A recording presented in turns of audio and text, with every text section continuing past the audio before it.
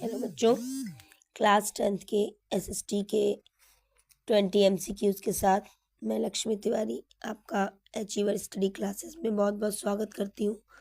तो चलिए शुरू करते हैं अपने 20 एमसीक्यूज क्वेश्चन, जो कि एग्ज़ाम के दृष्टिकोण से बहुत महत्वपूर्ण है। Number 1, what was the first impression of nationalism in France in 1789? Option are French Revolution, B Rise of Napoleon, C Unification of Germany, D Beginning of Absolute Monarchy. The right answer is French Revolution. Now the second, who played a major role in the unification of Germany? Right answer is Bismarck. Number 3, who was the author of the novel Anandamath? Right answer is Bankim Chand Chatterjee. Number 4, the Great Depression had the worst impact on. आपके आर्थिक मंदी का सबसे ज़्यादा प्रभाव किस पे पड़ा? तो इसके लिए आपका B option agriculture sector is right answer. Number 5, where was the International Monetary Fund established? मतलब आपका अंतर्राष्ट्रीय मुद्रा कोष कहाँ पे स्थापित किया गया? Right answer is C United State of America. Number 6, which one of the following is not a federal state? इनमें से कौन सा एक आपका संघीय स्टेट नहीं है? The right answer is Rajasthan. Now the 7th question, which of the following is the main feature of democracy?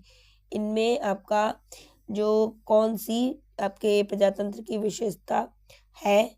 A sense of patriotism, B formation of national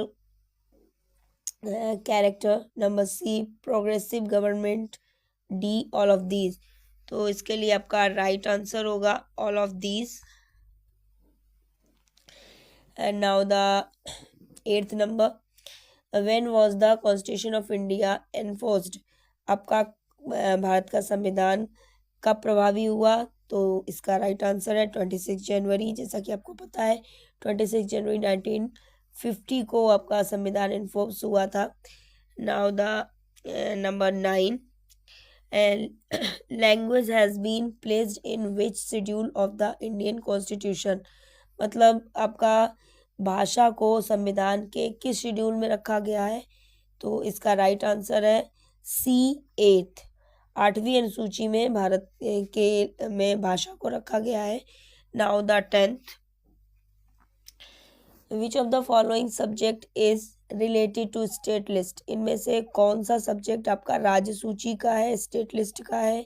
तो इसका राइट आंसर है डी पुलिस, क्योंकि defence, banking और currency ये तीनों आपके union list में आते हैं, जो कि सेंट्रल गवर्नमेंट के पास रहते हैं.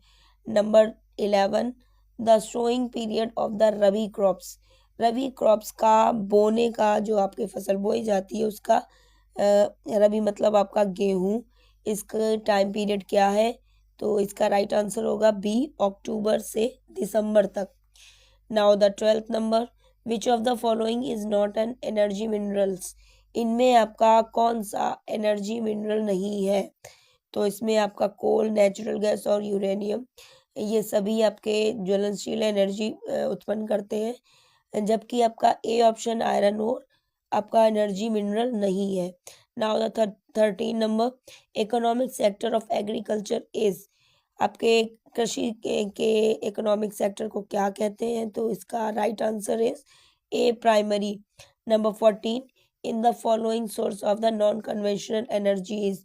इनमें से कौन सा आपका गैर परंपरागत एनर्जी सोर्स है?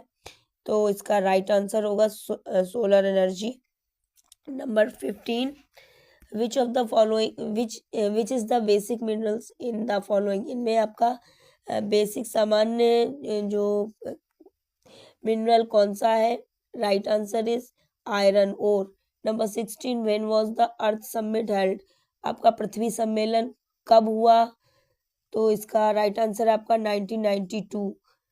Number 17, in India liberalization started in the year?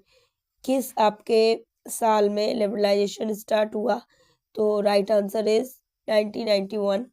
Number 18, which of one of the following is biotic source resource.